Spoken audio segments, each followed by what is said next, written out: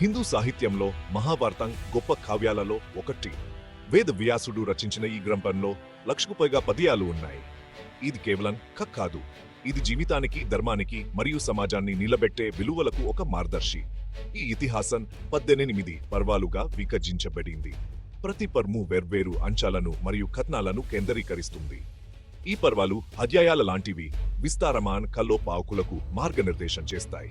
ప్రతి పర్వానికి దాని ప్రత్యేక స్పందనం మరియు ప్రాముఖ్యత ఉన్నాయి. అవన్నీ కలిసి కురు వంశం కథను, కురుక్షేత్ర మహాయుద్ధం గురించి, పాత్రలు ఎదుర్కొన్న నైతిక సందిగ్ధతల గురించి చెబుతాయి. మహాభారతం దాని పాత్ర జీవితాల ద్వారా, నిర్ణయాల ద్వారా మరియు వారి చర్యల పర్యవసాన ద్వారా పాఠాలు నేర్పుతుంది. 18 పర్వాలు పరబాన్ పాత్రల వంచావురి నుండి యుద్ధం తర్వాత జరిగిన సంఘటనల వరకు అన్నింటినీ కవర్ చేస్తాయి. ఆది పర్వం మొదటి పర్వం. ఇది మొత్తం మహాభారతానికి పునాది. ఈ పర్వం నేపథ్యాన్ని సిద్ధం చేస్తుంది, ముఖ్య పాత్రలను పరిచయం చేస్తుంది మరియు తదుపరి సంఘటనలను అర్థం చేసుకోవడానికి అవసరమైన నేపథ్యాన్ని వివరిస్తుంది. రాబోయే అద్భుతమైన ప్రయాణానికి పాకులను సిద్ధం చేయడంలో దీని ప్రాముఖ్యత అపారమైనది. ఆది పర్వంలోనే చివరికి కురుక్షేత్ర యుద్ధానికి దారితీసిన వివాదానికి విత్తనాలు నాటబడ్డాయి.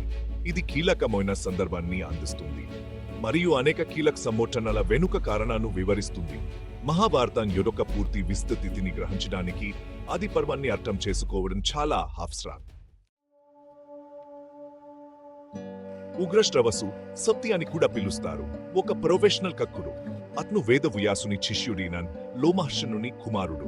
ఉగ్రశ్రవసు తన లోతన జికానానికి మరియు ప్రాచీన కథలు మరియు గ్రామాలు అనర్గణంగా చెప్పడంలో ప్రసిద్ధి చెందాడు. అతను విస్తృతంగా ప్రయాణించి మహాభారతం మరియు ఇతర పవిత్ర గ్రంథాల కళ్ళను పంచుకున్నాడు. మహర్షి చాణక్యుడు మహాభారతంలో మరొక ముఖ్యమైన వ్యక్తి. అతను నైమిషారణ్యంలోని ఒక పెద్ద ఆశ్రమానికి అధిపతిగా ఉన్నాడు. అతను తన జీవనానికి మరియు ప్రాచీన గ్రంథాలను సంరక్షించడానికి మరియు అర్థం చేసుకోవడానికి అంకితభావంతో ప్రసిద్ధి చెందాడు. చాణక్యుడు మరియు అతని శిష్యులు క్రమం తప్పకుండా యజ్ఞాలు చేసేవారు మరియు వేదాలు మరియు పురాణాల గురించి లోతైన చర్చలలో నిమగ్నమయ్యేవారు. ఒకరోజు ఉగ్రశ్వసు మహర్షి చాణక్యుని ఆశ్రమానికి వస్తాడు. ముని మరియు అతని శిష్యులు అతన్ని హృదయపూర్వకంగా స్వాగతిస్తారు. అతను తీసుకొచ్చే కళ్ళను వినడానికి వారు ఆసక్తిగా ఉన్నారు. మహర్షి చాణక్యుడు ఉగ్రశ్రవస్సును మహాభారత గాహను వివరించమని కోరుతాడు. తన శిష్యులు ఖచ్చితంగా నుండి నేర్చుకోవాలని అతను కోరుకుంటాడు. ఉగ్రశ్రవస్సు తన కథనం ఆదిపవంతో ప్రారంభిస్తాడు. ఆశ్రమం ప్రకృతితో చెవ్రిలే ప్రశాంతమైన వాతావరణం. శిష్యులు శ్రద్ధగా కూర్చుని ఇతిహాసం గొప్ప బోధనలను అర్థం చేసుకోవడానికి సిద్ధంగా ఉన్నారు. ఈ దృశ్యం తరతరాలుగా ఈ పురాతన కథలను భద్రపరిచిన ఒరల్ కథ చెప్పే సంప్రదాయాన్ని హైలైట్ చేస్తుంది. వేద వ్యాసుడు, కృష్ణద్వైపాయన వ్యాసుడు అని కూడా పిలుస్తారు. హిందూ సంప్రదాయంలో కేంద్ర వ్యక్తి. వేదాలను సంకలనం చేసి మహాభారతాన్ని రాసిన పుణ్యత ఆయనకే దక్కుతుంది. వ్యాసుడు ముని పరాశరుడు మరియు సత్యవతి దంపతులకు జన్మించాడు. వ్యాసుడు అనే అతని పేరు సంకలనకర్ లేదా అమరిక అని అర్థం.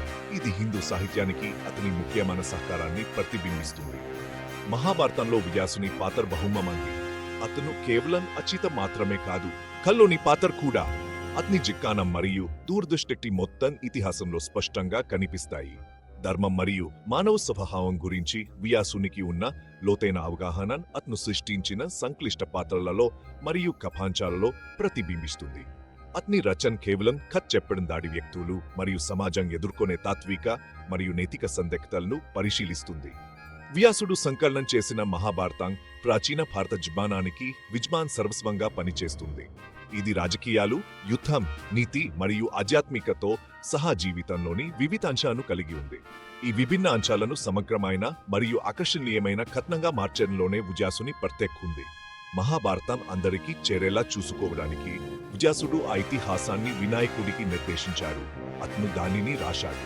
వ్యాసుడు మరియు గణేశుల మధ్య ఈ సహకారం రచన యొక్క దైవిక స్వభావానికి నిదర్శనం. వ్యాసుని ప్రయత్నాల ద్వారా మహాభారతం వేల సంవత్సరాలుగా భద్రపరచబడింది. ప్రపంచవ్యాప్తంగా ప్రజలకు స్ఫూర్తినిస్తూనే మరియు అందరికీ విద్యాబుద్ధులు నేర్పుతూనే ఉంది.